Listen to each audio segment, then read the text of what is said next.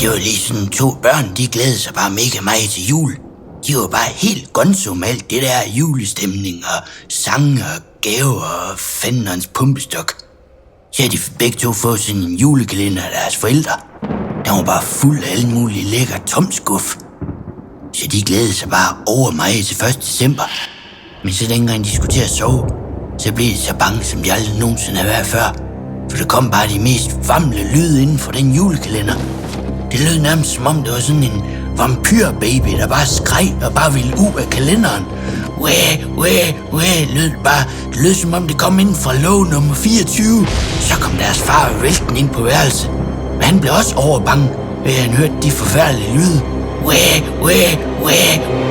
Så heldigvis så viste det sig bare, at det var en eller anden åndssvag kat, der var utilfreds med et eller andet nede i gården. Så fandt de lige noget tomskuff frem til lige at tage chokket. Så blev der bare julehyggeligt igen. Husk Toms julekalender med masser af ekstra oplevelser bag lågerne. Og husk julehyggen.